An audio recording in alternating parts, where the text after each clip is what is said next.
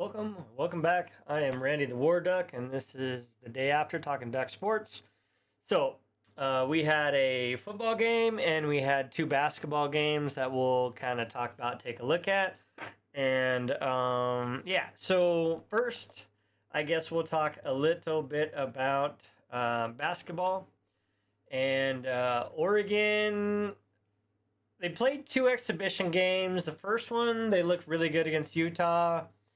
The second one, they lost to Stanford and had 21 turnovers or something ridiculous. It wasn't good. Then they start the season and they play Hawaii and at home. And this game was, as you can see by the score, 59-60. A little bit scary. Of course, Jackson Shellstad didn't play in this game because of a hand injury. He was coming back from a broken hand. But we'll just kind of quick take a look here. Oregon shooting just 36%, and even worse, the three-point shooting 2 of 16, shooting 12%. And here's one that is very uncharacteristic from a Dana Altman team, and that's free throw shooting 61%. You start getting into these tight games, and that's going to be a factor. You only got a couple guys that have a really, really good percentage. But Oregon has 15 offensive rebounds, 9 assists, 8 steals, 7 blocks, and where we at? 7 blocks. Okay. I guess Hawaii had 21 turnovers against Hawaii's 18, and then 16 personal fouls, 19. But you have, Nathan Biddle playing 31 minutes, and he had 12 points, 14 rebounds. And you had Simpkins, which is a transfer to the team, had 18 points with the last second finger roll in to basically get the victory. They had to make sure that they stopped Hawaii in the very last possession, but Oregon gets that 1-point victory. So then they play Rice, and Jackson Shellstad is back. So everything's going to be better, right? Well, no. Again, Oregon shoots 32% from the field, but this time they're at 25% from three, and that's up from 12%, but still they threw up 28 and only hit 7. That's just not good. Again, in the free throw, they're still under 70%, which is really not good. So Oregon is struggling shooting, but if you look at the other team, Oregon's defense is playing really good. Oregon gets 43 rebounds, 13 offensive rebounds, 12 assists, 8 steals, 9 blocks in this game. They dropped that turnover ratio from 21 to 12, and that was huge because Rice played a very, very pressing, hard, physical defense. And so you could definitely see the calming effect that Jackson Shellstad had on the game. But he didn't shoot well also, but, that's coming back from the game. Dana talked about him being just a little bit out of shape, that you can run all you want, but you can't get that in-game shape. So in this game, Kwame Evans has 11 points, 5 rebounds. Nathan Biddle has 25 points, 18 of those points in the second half. Oregon did trail at the half in this game, and then he ends up with 6 rebounds. Jackson Shellstad had a pretty good line, 11 points, 4 rebounds, 4 assists, and 3 steals. Simpson had 5 points, and Stewart had 9, and that was kind of the way it was. Everybody's looking at Lynn to contribute. And so far, the first 2 games, he is just not shooting well. And I think maybe putting too much pressure on himself. So I think with Jackson Shellstad now getting back in, they're practicing together and stuff. I think you'll see Lynn really change and do a lot better. He in the past has been a very good scorer, a very good player. I think just trying to get used to the college game. He's in a new environment with a new team. These guys haven't been together long. I think it's going to settle out, but Dana has a lot of work in front of him to get these guys settled down, start taking the shots that they want to take and not have to take. That's a big thing that Dana was pointing out, is that everybody right now is just kind of throwing up shots, and he had some percentage in his head that he rattled off during one of the post games.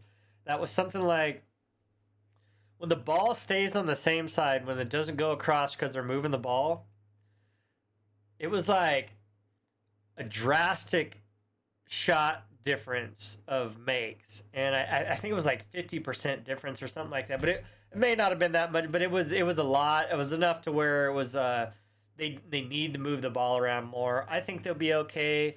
Their next game they play UC Davis, and that is on Wednesday. No, wait a minute, that is not right. They play South Dakota State, who's also 2-0.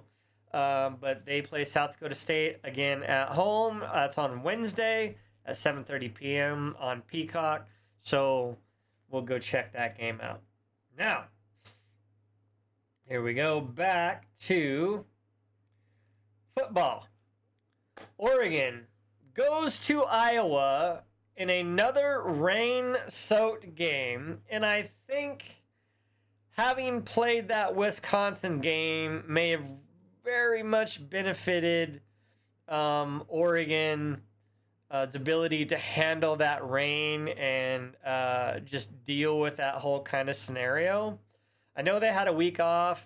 I know the weather wasn't supposed to be what it was, but Oregon's running game pretty much, did what it had to do. So let's go ahead and take a look at this and see what we got here.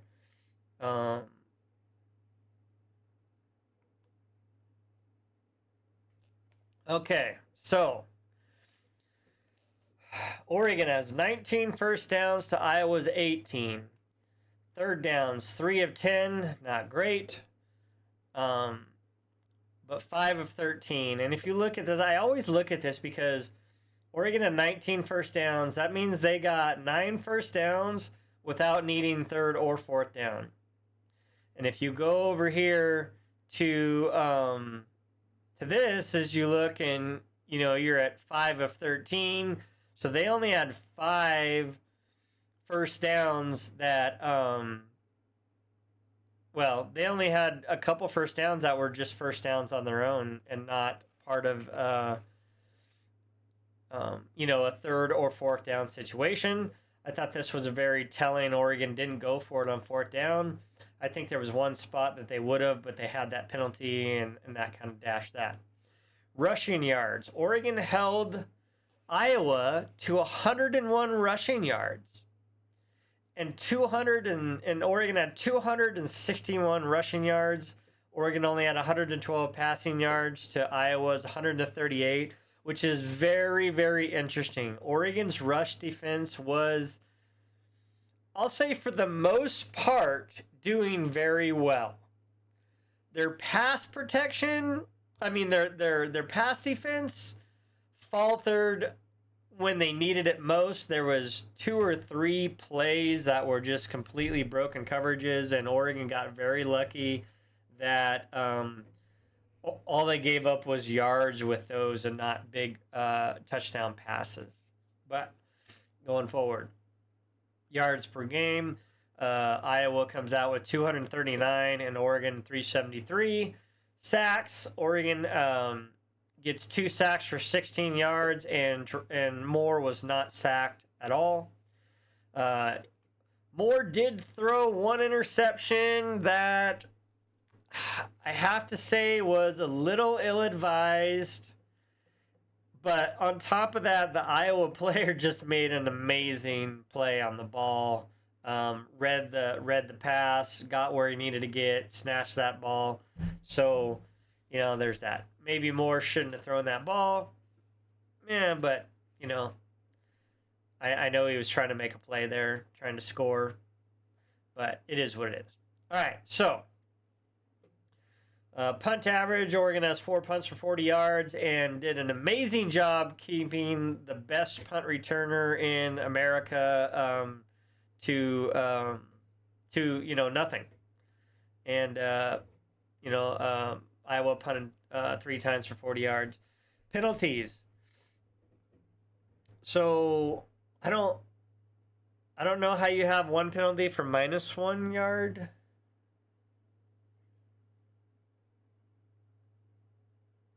I don't know. Anyway, Oregon has 5 penalties for 57 yards. There was a pass defense penalty that it was pretty suspect. But I mean, yeah. But otherwise, Oregon just made a few critical penalties. Third down, Oregon's gonna try to score, and you get the false start penalty, and then it puts Oregon out of field goal range, and they end up having to punt. So Oregon says 1 fumble loss. I don't remember Oregon having a fumble. But okay, and then Oregon comes away with 2 fumbles in that game off of Iowa, and then time of possession, Iowa dominated that time of possession. So this game was very, very weird. The first quarter score was 2-0 off a safety due to a mishandled punt. Well, I don't even want to say mishandled because the snapper it was over his head and off to the right a little bit. It wasn't even close. The Iowa punter did an amazing job just to limit it to 2 points. But that 2 points ended up being the difference in the game. And second quarter, Oregon gets 10 points, Iowa gets 7. So you're at halftime. You're at 12-7. Oregon gets a field goal out of that. And then, you're at 15-7, and then Iowa scores. They go for 2 and didn't get the 2-point conversion. It was very, very close. Iowa ends up kicking the field goal to go up. And, actually, Iowa kicked the field goal first, and then their touchdown put them on top. And then Oregon was down by 1 point because of the safety. And then Oregon drives down the field, and Oregon kicks a 39-yard Sappington's third field goal of the day for the game winner with like 3 seconds left. And he was directly down the center all game, so I have to give him credit for what he did. Those are high pressure situations. So Dante Moore, 13 of 21. Not a real great game throwing the ball. He had an interception on top of that. No touchdown passes. He'll always say it's not about stats and stuff, but that was kind of not a great line for him. I think until that final drive, I don't think Dante Moore had a touchdown reception in the game.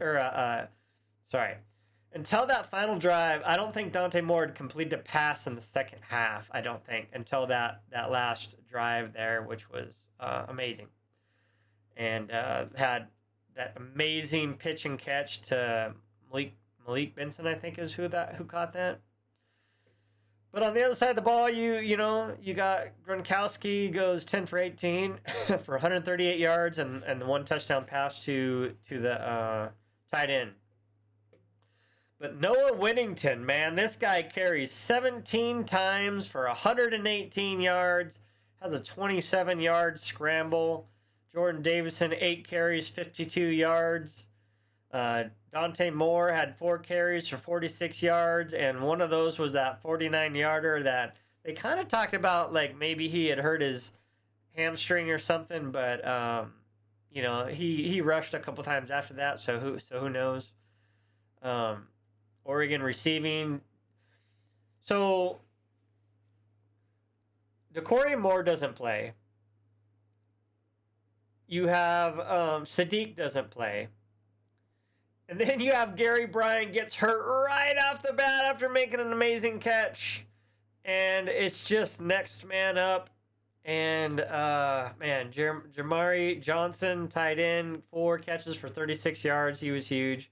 Malik Benson had that huge catch on the final drive. That was so big, which allowed that field goal to happen. Gary Bryant Jr. had the 1 catch before he went out. McCunn had a couple catches. He had that 1 fatal drop, though, that was just right there. I know he wants that one back. Cooper catches the pass. Whittington catches a couple, and Justin Lowe catches 1 for 112 yards total in passing. Dante Moore has a fumble. I don't remember that for some reason.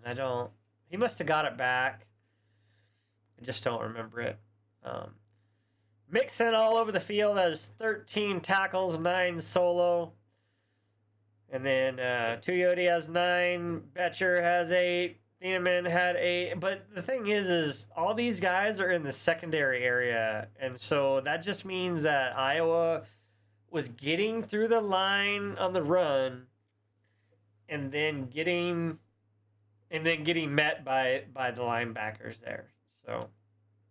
So my opinion of this game, oh man, it was just super stressful to watch, really, as a fan. It was just like, but, like, as frustrating as it was to watch, I don't want to say frustrating, just as stressful as it was to watch, it was one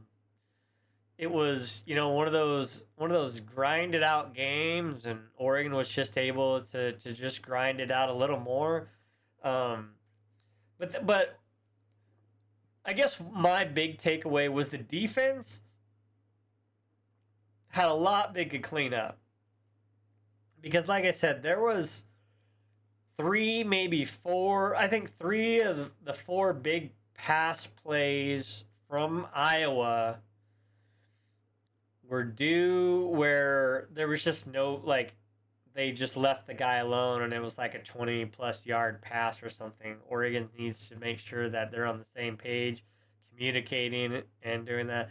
And even on that 2-point conversion, you had 2 Oregon guys standing by each other, and the guy that catches the pass that barely stepped out was, all alone. So I don't know. So this officiating was what it was. I don't think it was the greatest, but I don't think it really impacted the game too much one way or the other. I thought it was fairly balanced. Wasn't too many penalties called, so not too bad. Other than that, Oregon goes to Iowa when Iowa has been playing really well and comes out with the victory. And in the end, that's the big deal there. Now, BYU loses. I think Oregon will move up to number 8 in the polls. And, the playoff polls, whatever, I don't want to say too much about it because it's still early in the season, and polls early don't mean a ton. There's so much movement in there. I mean, look at Texas. They're ranked, in the top 3 or something, and then they lose, and then they lose again, and then they're not even ranked, and now they're, almost in the top 10 again, or whatever. So I don't want to say too much about that. I just don't think that if you look at Texas Tech, who's ahead of Oregon in the standings from the Big 12, that they should be ahead of Oregon in the standings in the Big 12. They really haven't beat anyone other than BYU, and I don't think if Texas Tech or BYU was in the Big 10 that they would be one-loss or undefeated teams at all.